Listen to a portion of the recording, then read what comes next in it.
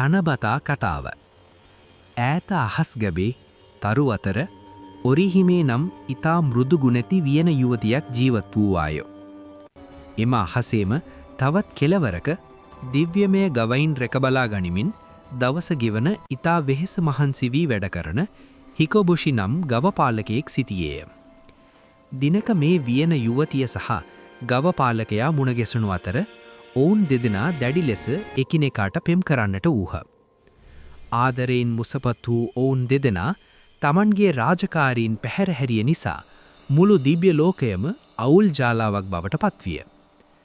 මින් කෝපයට පත් වූ අහස් රජු ඔවුන් දෙදෙනා ක්ෂීරපතයෙන් දෙපසට වනසේ වෙන් කර තැබුවේ. නමුත් ඔවුන් කෙරෙහි අනුකම්පාව සිතූ රජු වසරකට එක්වතාවත් පමණක් එනම් 7 වන මාසේ 7 වන දින රාත්‍රියේදී එකිනෙකා හමුවීමට ඔවුන්ට අවසර දුන්නේය. එම සුවිශේෂී රාත්‍රියේදී වෙන් වී සිටින පෙම්වතුන් දෙදෙනා යලි මුණ ගැස්වීම සඳහා පක්ෂීන්ගෙන් සැදුම්ලත් ආශ්චර්යමත් පාලමක් මැවුණි.